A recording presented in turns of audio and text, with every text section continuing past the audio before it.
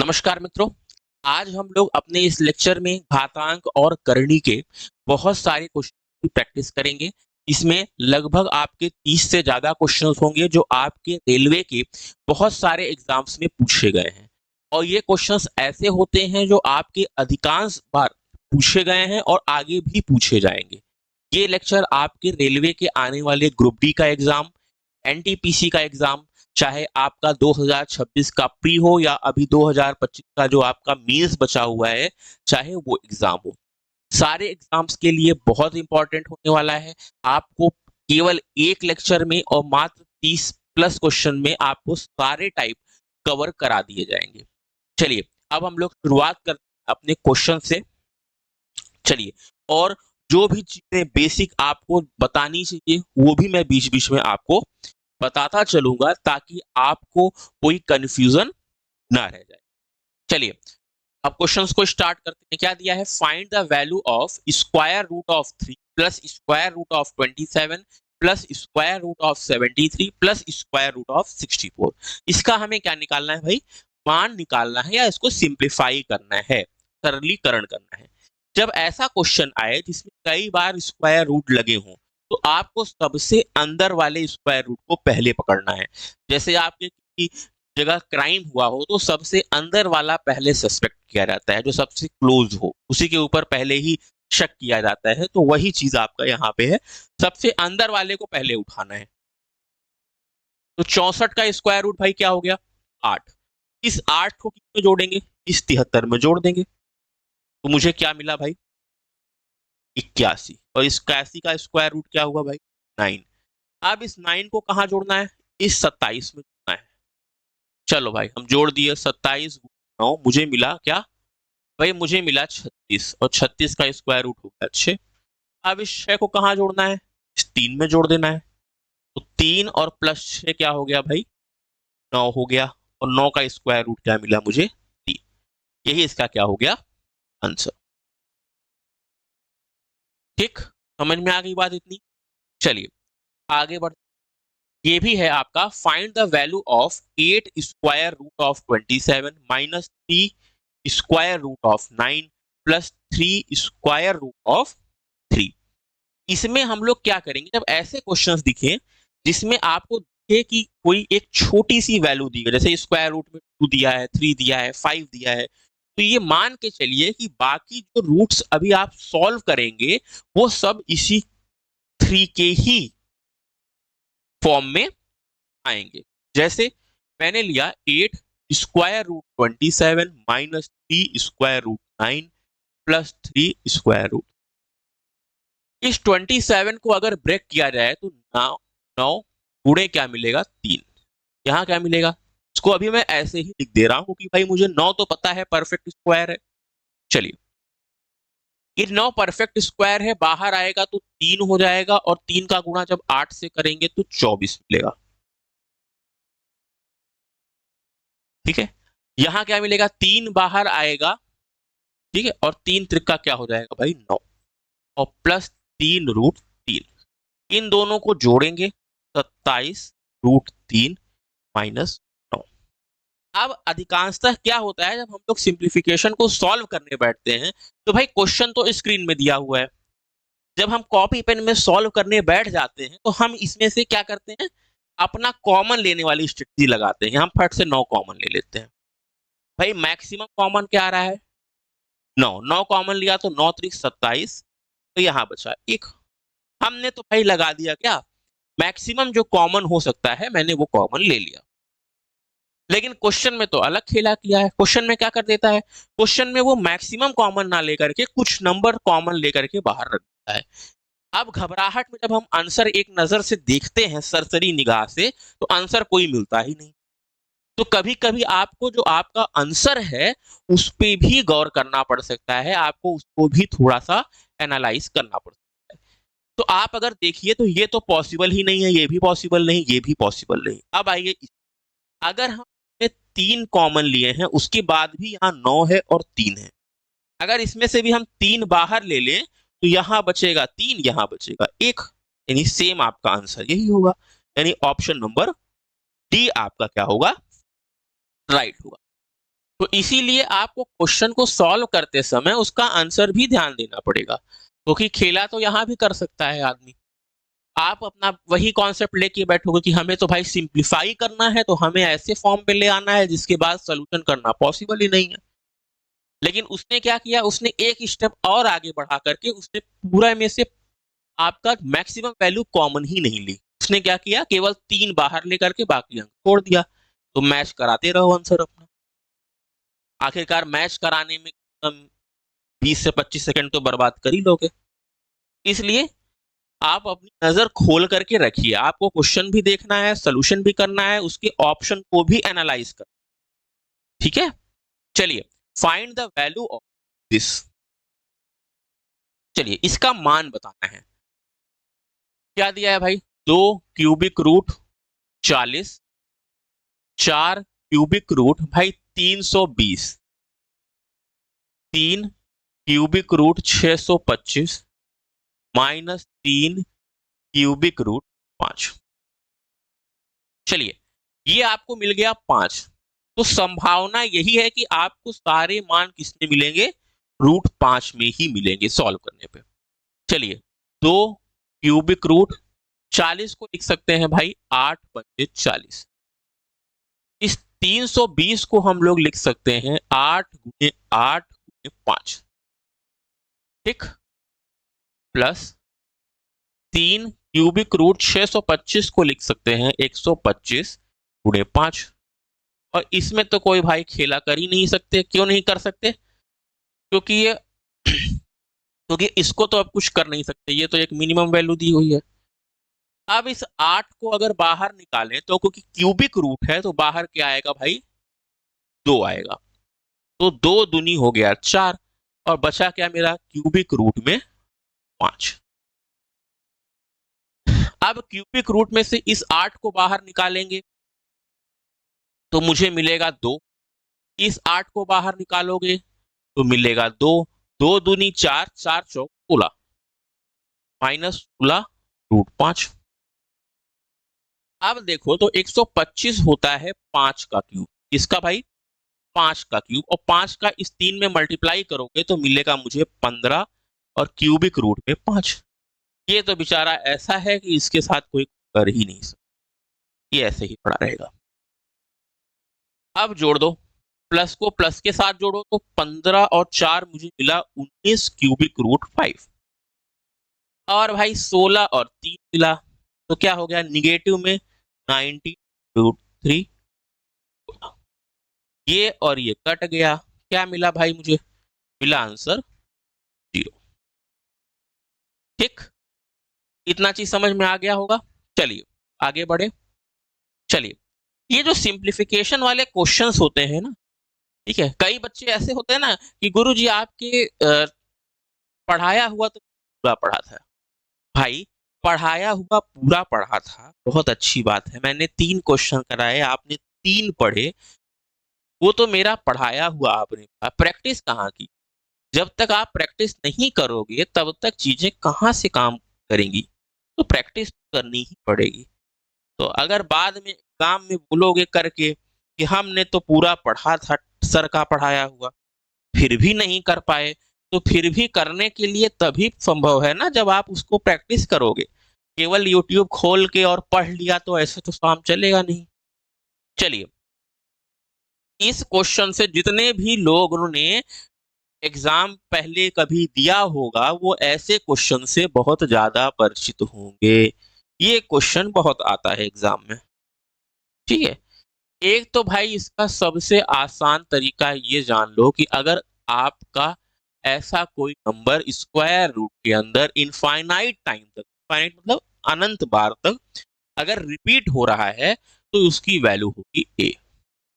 ठीक, क्या होगी, ए।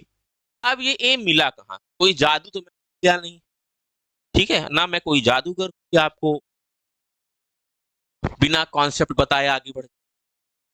ठीक, चलिए इसको अगर हम x मान ले, बहुत ध्यान से समझिएगा, ये वैसे है क्लास 10th का क्वेश्चन, 9 9 9 इनफाइनाइट टाइम था। अब मैं कहूं कि आप दोनों तरफ का कर दो भाई स्क्वायर, तो मुझे मिला एक्स स्क्वायर, ये क्या मिला 9, फिर 9, फिर 9, फिर 9। ठीक, ये इतना बेशरम था कि ये फिर यहाँ आ गया। जब फिर यहाँ आ गया तो इसी का मान था भाई एक्स, तो x square plus x square is equal to 9 into x. X और एक्स कट गया, मुझे क्या मिला भाई 9। यानी यही जो अंदर वाली वैल्यू थी वही मुझे आंसर में मिल गई। तो इतना लंबा दिमाग लगाने से अच्छा हमने डायरेक्ट ही बोल दिया कि अगर ऐसा कोई आपको स्क्वायर रूट में मिलता है तो उसका मान क्या होगा भाई, वही संख्या होगी। यानी आपका आंसर बी क्या होगा, वो करेक्ट होगा। ठीक, चलिए आगे बढ़े। Find the value of square root of 15, square root of 15, square root of 15 infinite time तक। इसका मान मैंने बताया कि भाई ए होगा, यानी यही 15 होगा। ये हो गया आंसर। ठीक, चलिए अब यहां पे थोड़ा सा ध्यान दीजिएगा। यहां पे कहीं भी इनफाइनाइट नहीं लिखा है। क्या नहीं लिखा है, इनफाइनाइट नहीं लिखा है। यानी 3 दिया है, 1 2 3 4, यानी जो आपका 3 आया है वो कितनी बार आया है भाई, 4 बार आया है। यहाँ पे इनफाइनाइट जैसा कोई केस नहीं है। ये सब थोड़ा सा कंफ्यूज कभी कभी बच्चे हो जाते हैं कि भाई यहाँ पे तो इनफाइनाइट वाला केस पढ़े थे, ये तो इनफाइनाइट।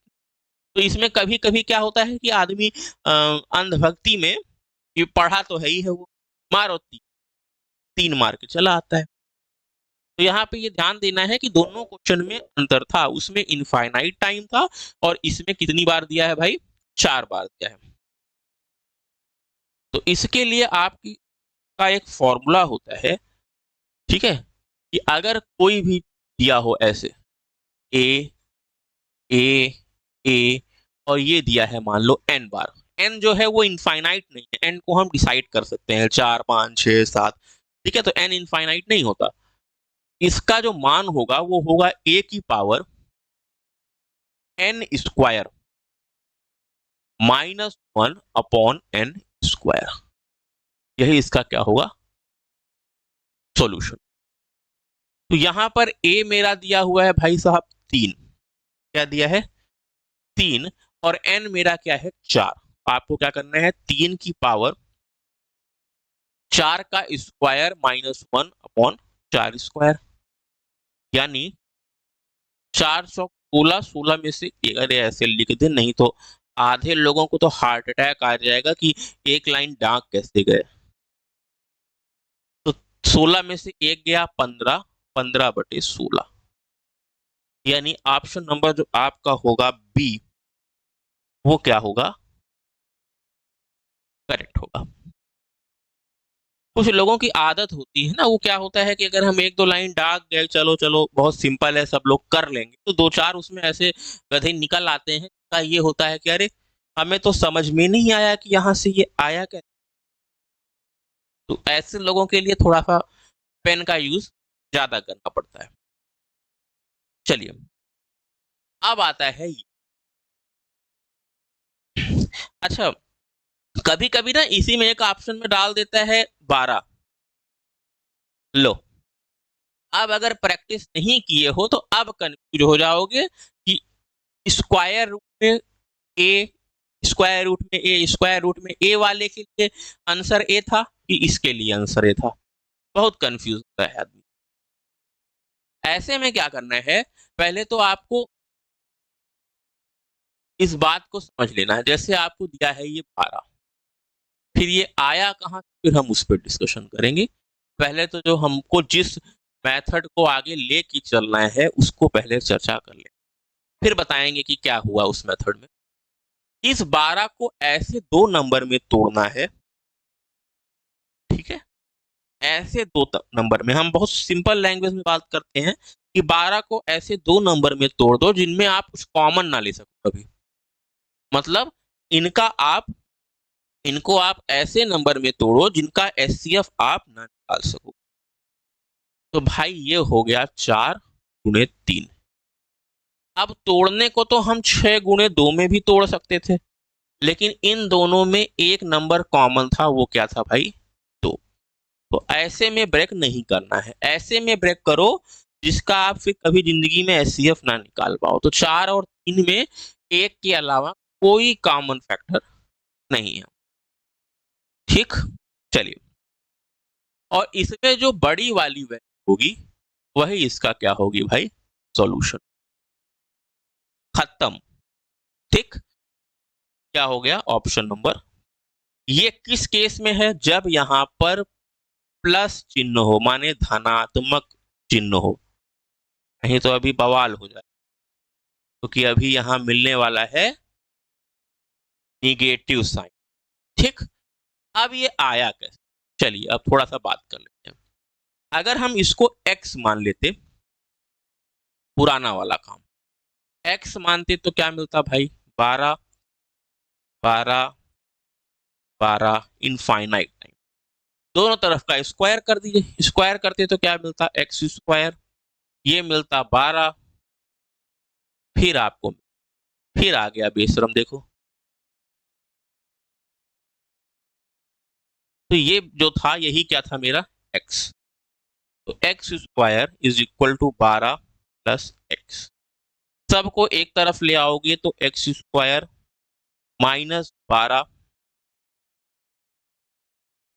नहीं सॉरी, वो उसमें लिखो ना, x square minus x minus 12। अब हम इसको सॉल्व तो नहीं कराएंगे, इतना समय नहीं है हमारे पास, लेकिन अब आप ये क्या मिल गया? क्वाड्रेटिक इक्वेशन मिल गया। अब आप इसको जब तोड़ेंगे तो यहाँ पे x की दो वैल्यू मिलेगी, एक आपको मिलेगी निगेटिव, एक मिलेगी पॉजिटिव, और जो पॉजिटिव वाली वैल्यू होगी वही आपकी क्या होगी? इसका आंसर होगी। और निगेटिव वाली वैल्यू मैं क्या कर दूंगा? छोड़ दूंगा। ठीक, तो आया सारा इसी कॉन्सेप्ट से। चलिए, अब आया 72। अब इस 72 को ऐसे दो नंबर में तोड़ो जिनका कभी जिंदगी में कोई कॉमन फैक्टर ना हो। कॉमन, जैसे हमने तोड़ा 9 और 8।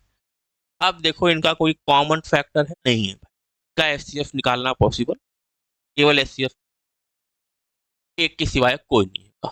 तो इसमें जो बड़ी संख्या होगी भाई वही क्या होगी? इसका सॉल्यूशन। ठीक, खत्म। चले, अब आई निगेटिव की बात।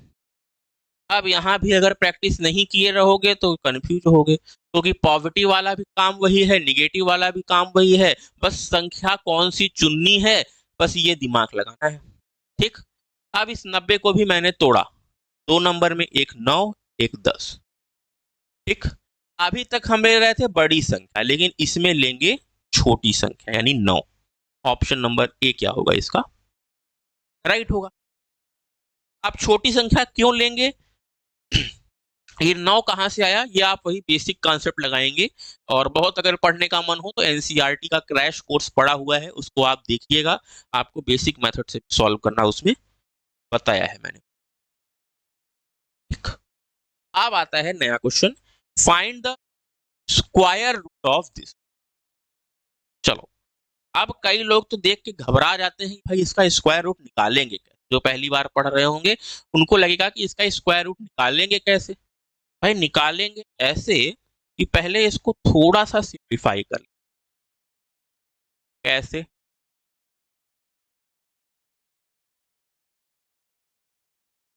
भाई इसको हम लोग कर लेंगे, इसमें ये कॉन्जुगेट से ऊपर नीचे मल्टीप्लाई। क्या है कॉन्जुगेट? √3 + 2, √3 + 2। ये मिल गया a+b, और ये भी मिल गया a+b। जब a+b हो गए तो क्या बन गया भाई? a+b का होल स्क्वायर। ये मुझे मिला a-b, तो ये क्या बन गया? a² - b²। ये क्या बन गया था? a+b का होल स्क्वायर। ठीक, ए स्क्वायर माइनस बी स्क्वायर, ए √3 था, स्क्वायर किया तो 3, बी √2 था, स्क्वायर किया तो 1।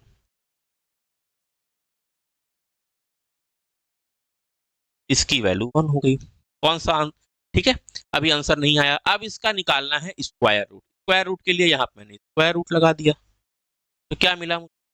√3 + 2। ठीक, क्योंकि स्क्वायर रूट स्क्वायर लगा हुआ था, उसमें से एक मैंने क्या किया, बाहर निकाल। तो ऑप्शन नंबर ए इसका क्या होगा भाई? करेक्ट होगा। ठीक, चलिए आगे बढ़े। फाइंड द वैल्यू ऑफ, चलो अब यहां पर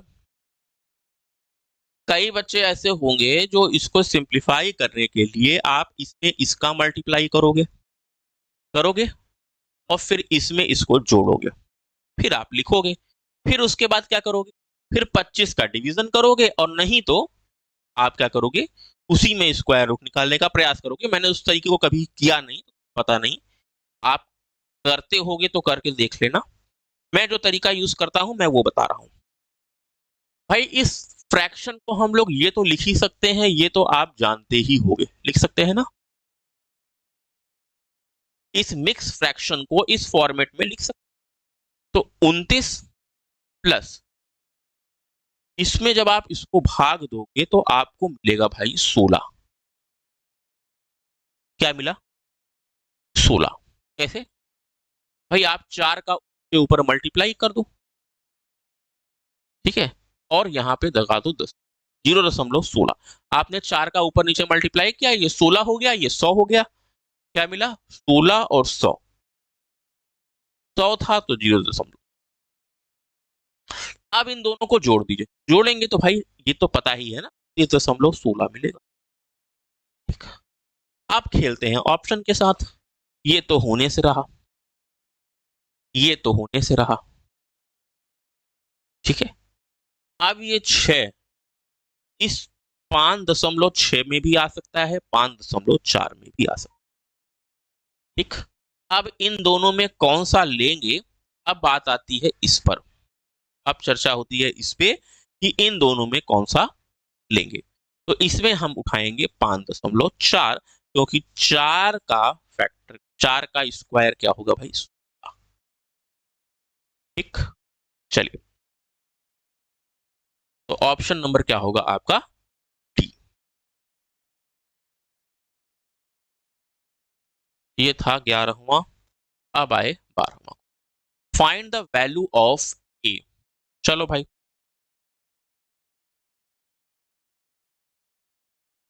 क्या दिया है? Cubic root of A is equal to cubic root of 26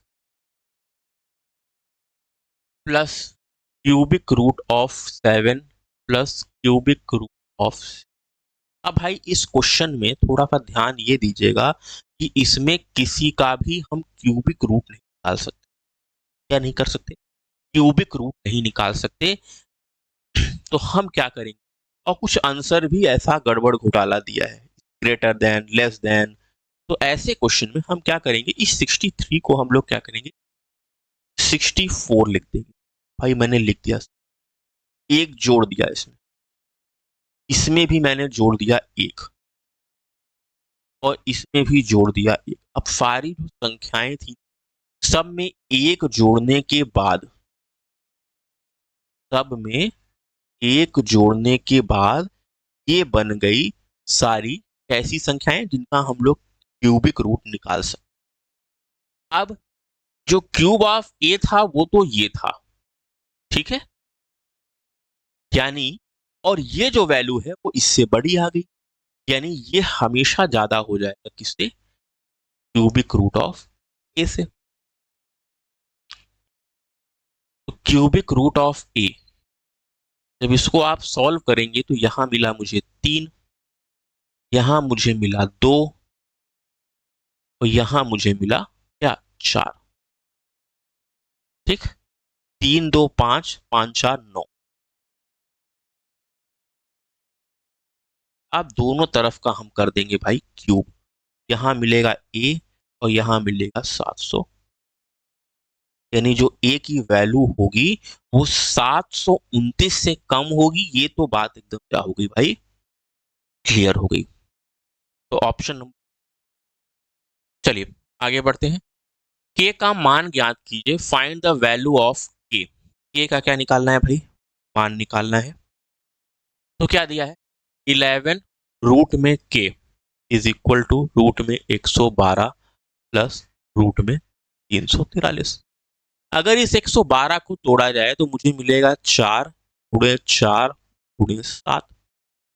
ठीक, इस 343 को मैं तोड़ू तो 7 गुणे 7 गुणे, ये 2 4 में से एक 4 बाहर आ गया तो 4√7 हो गया। और इसमें क्या हुआ, एक 7 बाहर आ गया तो 7√7 हो, 7। 4 और 7 क्या हो गया भाई, 11√7। और क्या था वह आपको, तो 11 से 11 भाई कट गया, तो के की वैल्यू मुझे क्या मिल गई, 7 मिली। यानी ऑप्शन नंबर डी आपका क्या होगा, करेक्ट होगा। ठीक, समझ में आ गई बात। चलिए आगे बढ़ते हैं। इसका आपको क्या निकालना है भाई, मान निकालना है, यानी इसको आपको सॉल्व करना है। तो क्या दिया हुआ है, √7 माइनस √5, डबल रूट लग गया क्या। चलिए क्या दिया है, √7 minus √5 upon √7 plus √5, √7 plus √5 upon √7 minus.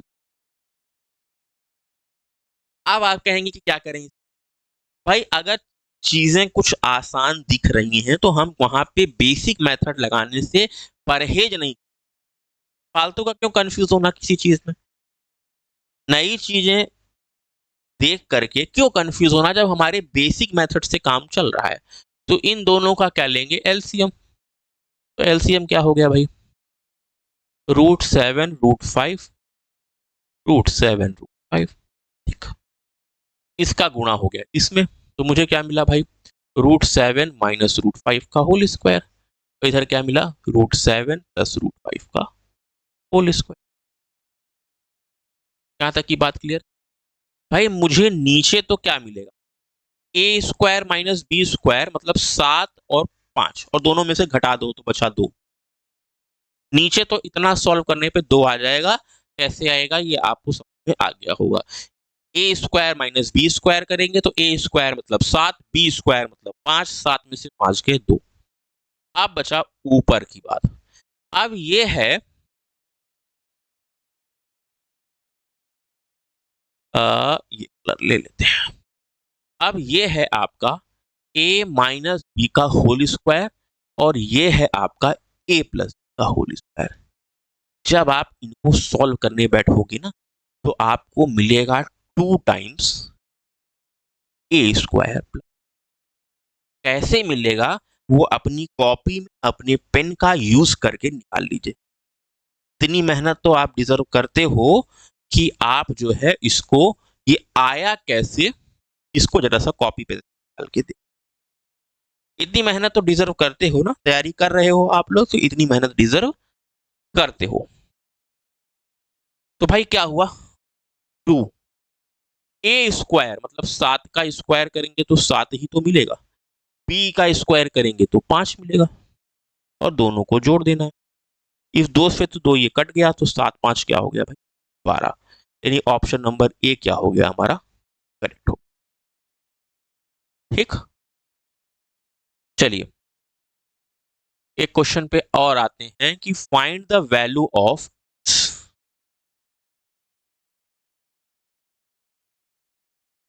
भाई क्या दिया क्वेश्चन,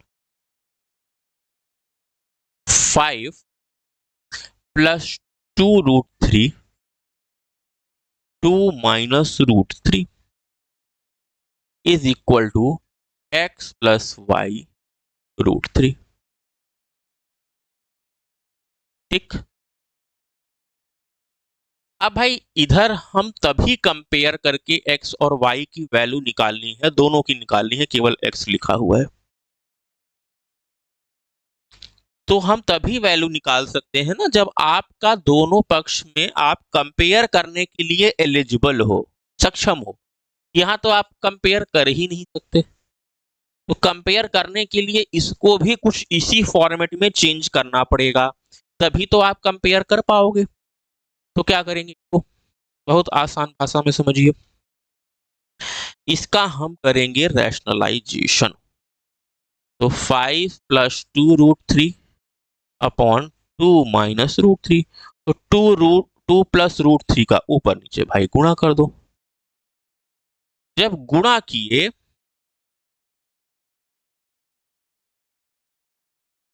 तो नीचे 2 दूनी 4 और 4 - 3 यानी 1 मिला, यानी नीचे मिला 4 - 3। 4 कैसे आया भाई, a स्क्वायर मतलब 4 हो गया, b स्क्वायर मतलब 3 हो गया, और ऊपर आपको इन दोनों का मल्टीप्लाई तो करना पड़ेगा। तो 5 दूनी क्या हुआ,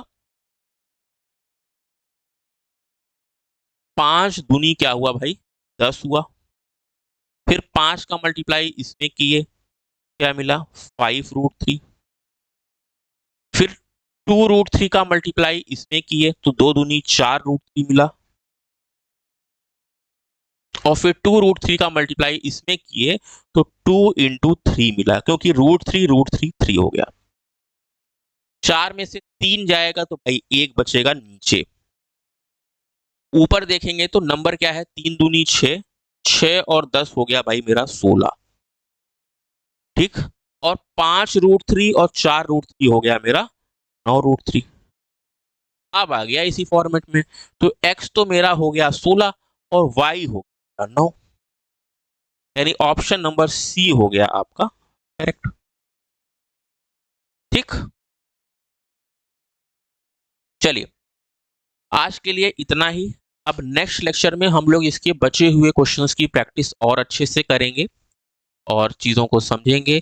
आज जितने क्वेश्चंस कराए गए हैं उनकी आप अच्छे से प्रैक्टिस करिए, अच्छे से लेक्चर को देखिए।